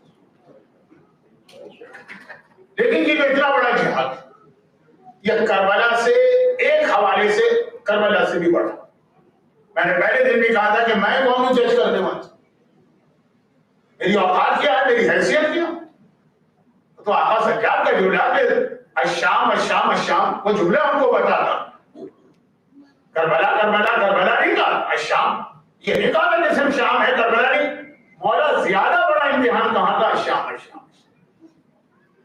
مگر جو اتنا بڑا امتحان دیا کہ آقا سجاد نے اکبر کے برچھی اصغر کے چھدے گلے اور آقا حسین کے کٹے سر سے زیادہ شام کو کہا، مگر جب یہ پوچھا گیا کہ اتنا بڑا آپ کا امتحان ہے تو اس کی وجہ کیا ہے؟ یہ جملہ میں غلط کہہ دیا، لیکن ابھی میں مسائل پڑھوں گا تو آپ کی سمجھ میں آئے گا میں کہنا کیا ہے، اس کی وجہ کیا تو پتا آقا سجاد نے کیا کہا۔ آئیے ریاض القدس کی اس روایت میں 4 مجالس کا سلسلہ ختم بھی کیا جائے، مسائل بھی پڑھ لیے جائیں، اور سجاد کا یہ جواب بھی پہنچایا جائے کہ اتنا بڑا جو امتحان مجھے دینا پڑا تو وہ کس لیے۔ زینب کبریٰ اپنے جہاد کے اگلے مرحلے میں داخل ہو چکی، پہلا مرحلہ تھا کربلا، جو ایک جملہ زینب کا تھا میں نے 4 مجلسیں اس پہ پڑھ دی، اب اگلے مرحلے میں داخل ہو گئی ہیں کوفے، 3 دن میں نے کوفے کے مسائل پڑھے تھے، کوفے میں داخل ہو گئے،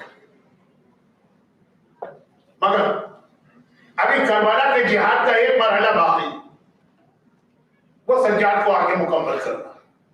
اور وہ کیا؟ وہ یہ ہے کہ 13 محرم آ گئی، لشکر یزید لٹے ہوئے قافلے کو لے کے کربلا سے کوفہ چلا گیا. 3 دن میں نے مسائل پڑھے کہ بازار میں پہنچے، دربار میں پہنچے، چلا. اب میدان کربلا میں صرف حسینیوں کے لاشیں پڑے، کیونکہ لشکر یزید اپنے نجس لاشوں کو لے گئے. کربلا سے کوفہ کتنا؟ ان میں سے زیادہ تر کا تعلق کوفے سے تھا. کن میں سے؟ جو مارے ہیں، جو اکبر کی تلوار سے مرے ہیں، جو عباس کے نیزے سے مرے ہیں، جو جہاد کربلا میں یزیدی مرے ہیں، اور زیادہ تر کوفے کے تھے. ان کے خاندانی قبرستان وہاں پہ تھے، ان کے پورا خاندان وہاں پہ تھا. اب فاصلہ کوئی بہت زیادہ کوئی تھوڑی تھی. تو سب اپنے لاشیں لے کے، کیونکہ اکثر لوگ ہم سے کہتے ہیں مولانا کربلا میں تو وہ بھی دفن ہے. تو دفن نہیں، وہ کیوں دفن ہو؟ جبکہ ان کا خاندان صرف 80 کلومیٹر دور ہے. آج تو آپ 35 منٹ میں پہنچ جاتے ہیں. خیر، تو اب صرف حسینی لاشیں. 3 دن تک تو بنی اسد کا ڈرا سہما قبیلہ اپنے اپنے گھروں میں رہا کہ کہیں لشکر یزید پلٹ کے نہ آئے. 3 دن گزرے، اب اطمینان ہوا کہ یہ واپس نہیں آئے. مردوں نے ایک دوسرے سے کہا یاد ہے 2 محرم آقا نے کربلا پہنچ کر ہم سے وعدہ لیا تھا کہ جب ہمارے لاشیں جلتی ریتی پر ہوں گے تو آگے دفن کر دیں. سب نے کہا ہمیں یاد ہے. چلو وعدہ پورا. قبیلے کے سارے مرد اپنے اپنے گھروں سے نکل رہے، ہاتھ میں ٹوکریاں ہیں جس میں مٹی جمع ہوتی ہے، کندھوں پہ بیلچی. آج بھی اگر آپ کربلا کے پہلے عشرے میں جائیں اور جب بنی اسد کا قبیلہ آتا ہے، ان کی عورتیں جب آتی ہیں، بنی اسد کی عورتیں آج کے دن تو بیلچی اور ٹوکریاں لے کے آتے ہیں اور یہ کہتے ہوئے آتے ہیں آقا آپ نے ہمارے بزرگوں سے وعدہ لیا تھا، ہم یہ وعدہ پورا کرنے آ رہے ہیں. کیا منظر ہوتا ہے اس وقت کربلا میں بنی اسد کی عورتوں. لیکن ابھی مرد چلے تو گھر کی عورتوں نے حیرت سے دیکھا کہ آج کون سا دن ہے کہ سارے مرد جا رہے. 10 گئے، 15 گئے، 20 گئے، سمجھ میں آیا کسی کام سے پورا قبیلہ کہاں جا رہے. مردوں نے کہا کہ اس سے تمہارا کوئی تعلق نہیں، ہمارا کام. یہ بھی بتاؤ تو صحیح کہاں جا رہے ہیں. کہا جب کربلا میں آئے تھے تو آقا نے وعدہ لیا تھا ہمارے لاشیں پڑے ہوں گے ان کو دفن کر. عورتوں نے تڑپ کے کہا خالی تم سے وعدہ نہیں لیا تھا، آقا نے ہمیں بلا کے ہم سے بھی وعدہ لیا تھا کہ اگر قرآن کے کنارے پانی بھرنے آنا تو پانی بھرتے ہوئے ہمارے لاشیں دفن کرنا، ہم بھی چلے. سروں پہ چادریں ڈالی، برقعے پہنے، عبایا پہنی اور ساری عورتیں نکلی. اب بچوں نے حیران ہو کے دیکھا کہ آج کون سا دن کہ سارے مرد جا رہے ہیں، ساری عورتیں جا رہی. اماں کہاں جا رہی، بابا کہاں جا رہے ہیں. کہیں بچوں کا کام نہیں، تم لوگ ٹھہرو ابھی ہم جا کے آتے ہیں. بچوں نے کہا لیکن پھر بھی بتائیے تو. کہا کہ آقا جب کربلا آئے تھے تو ہم سے وعدہ لیا تھا ہمارے لاشیں دفن کرنا. اچھے بچے تڑپ کے کھڑے ہو گئے. کہا کہ خالی آپ سے وعدہ نہیں لیا تھا، آقا نے ہمیں بھی بلایا تھا اور کہا تھا کہ اگر تمہارے والدین گھر سے باہر نہ نکلے تو کھیلتے کھیلتے پہاڑ کے کنارے آ جانا اور مٹھیوں میں خاک لے کے ہمارے لاشوں میں ڈال دینا، ہم نہیں جانے. سارے مرد، ساری عورتیں، سارے بچے میدان کربلا پہنچے، لیکن وہاں پہنچ کے مسئلہ ہو گیا. یہ تو پتا ہے کہ سارے لاشیں حسینی، مگر پہچان نہیں ہو رہی ہے کون سا لاشا آقا کا ہے، کون سا لاشا شہزادے کا ہے، کون سا لاشا صحابی کا ہے، کون سا لاشا غلام کا ہے. کیسے پہچان چہرے سے ہوتی ہے نا، کسی کا سر تھا بدن پہ سر. پہچان لباس سے ہوتی ہے نا، کسی کا لباس تھا، لباس لوٹ لیا گیا ہے، سر کاٹ لیے گئے ہیں لاشیں جیسے. سردار نے کہا کہ آقا ہماری مجبوری دیکھ رہے ہیں، ایسا ایک بڑی خبر ہوتی ہے اور سارے لاشیں ایک ساتھ برابری سے دفن کر دیتے ہیں. جب اللہ آپ کو لے جاتا ہے کربلا بھنگے شہیدہ میں جاتے ہیں نا، السلام علیکم یا اولیاء اللہ و احباب، تو بھنگے شہیدہ پہلے کھودی گئی تھی ان تمام لاشوں کو دفن کر. بڑی خبر کھل پہلا لاشا اٹھانا. راہ کوفہ سے کسی کی آواز آئی کہ ٹھہر جاؤ میرا انتظار کر. وہ اڑ کے دیکھا تو کیا دیکھا، اونٹ پر سوار کوئی مسافر تیزی سے آتا. مگر ایسا مسافر تو آج تک دیکھا نہیں جس کے گلے میں توق ہو، ہاتھوں میں ہتھکڑی ہو، پاؤں میں بیڑی ہو اور اونٹ پہ بیٹھ کے آ رہا. قریب آ کے اونٹ کو بٹھایا، ہتھکڑی کھلی، بیڑی ٹوٹی، وہ نیچے اترا. توق نہیں کھولا. یہ 1 سال کے بعد یزید کے دربار میں کٹے گا اور جب یہ توق کٹے گا تو ساتھ میں آقا سجاد کے گلے کی کھال میں اتر جائے گا. اب یہ منظر ہی عجیب تھا، لیکن جو کہ سردار اور پورا قبیلہ تو ایسے ہی بہت پریشان ہے. ادھر توجہ نہ دے. آنے والے نے کہا پریشان کیوں کھڑے؟ کہ یہ بات ہے اور ناچے پہچان میں نہیں آ رہے. आने वाले ने कहा घबराओ नहीं, मैं बताता आओ मेरे, ये लाशा उठा, ये मुस्लिम हिंसा सजा का लाशा, ये लाशा उठा, ये बुरैर हमदानी का लाशा, ये लाशा उठाओ, ये मसलन बिलाल इब्न नाफे बदली का लाशा, ये लाशा उठाओ, ये सौदा का लाशा, ये लाशा उठा, देखो कितनी खुशबू आ रही है, ये गुलाम हबशी जौन का लाशा। एक एक नाम बताते जाते, लाशा उठाते जाते, नाम बताते जाते, लाशा उठाते जाते।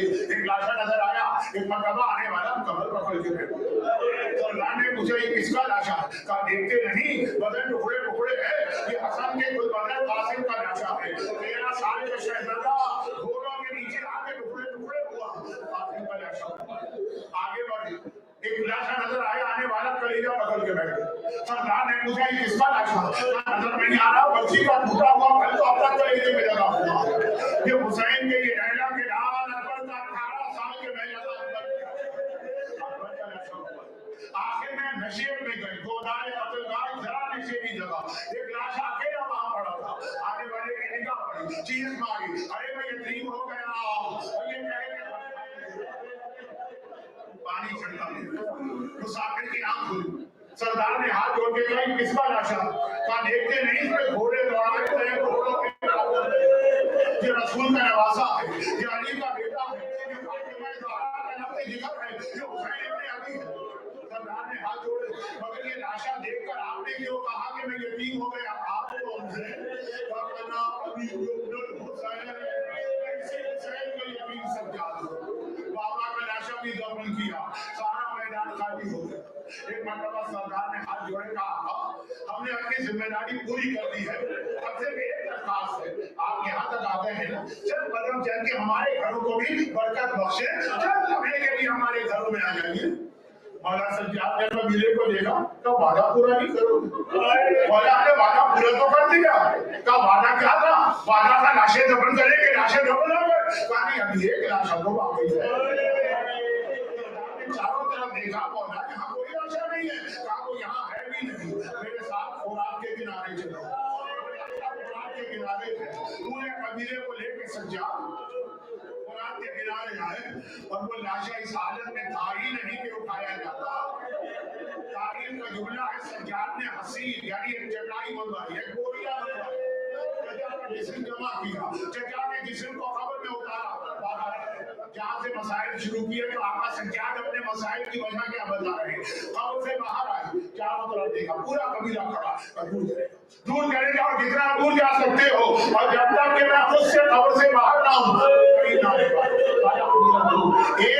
रावी कहते बहुत देर हो गई, आका सज्जाद दोबारा कब्र में उतर गए, लेकिन बहुत देर हो गई, वो समझ नहीं मिल रही है। मैं घबरा गया, कहिए तो है, करीब आया, जहाँ के देखा एक अजीब मंजर देखा, आखिरी जुमला कर रहा हूँ, एक अजीब मंजर देखा। क्या मंजर देखा? अब्बास कब्र में लेटे हैं, अब्बास के सीने पे सर रखे हुए सज्जाद लेटे हैं।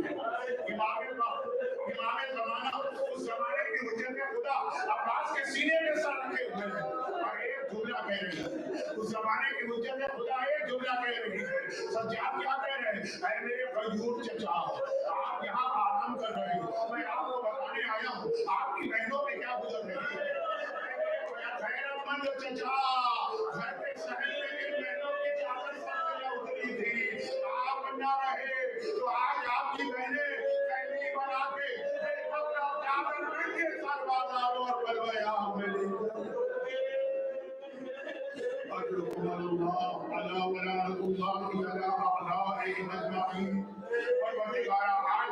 आज के मसाइल भी बाबुल हवाइद के बयान में मुकम्मल हुए। बाबुल हवाइद का वास्ता, बाबुल हवाइद के जितने मानने वाले आज की मजलिस में मौजूद हैं, इनको और इनके घरों को, इनकी औलादों को हर परेशानी से महफूज करना, इनकी सारी हाजतों को बाबुल हवाइद बाबे कुरान के सीने से पूरा करना, खुदावंद हमारे तमाम बीमारों को शिफाए कामिला अता फरमा। खास तौर पर कराची में हमारे बहुत मशहूर खतीब हैं मौलाना अहसन नकवी साहब, कैंसर डायग्नोज हुआ है और सारी जिंदगी मिंबर से खिदमत हुसैनी करने वाला फिलहाल मजलिस में लगी पढ़ा रहे, खुदा बंदा उनको शिफाए कामिला अता फरमा। और एक मोमिन की बच्ची 13 साल की बीमारी का मसला है, खुदा बंदे इन तमाम बीमारों को शिफाए कामिला अता फरमा। परवरदिगार मैदान करबला के बेगोर कफन लाशों का वास्ता जो जल्दी रेती में पड़े हैं, सज्जाद ने आके दफन किया। हमारे तमाम मरहूमीन خصوصاً آج کے مجلس کے اسپانسر کے خاندان کے تمام مظلومین کی مغفرت فرما اور پورے امام میں تعجیل فرما ماتم حسین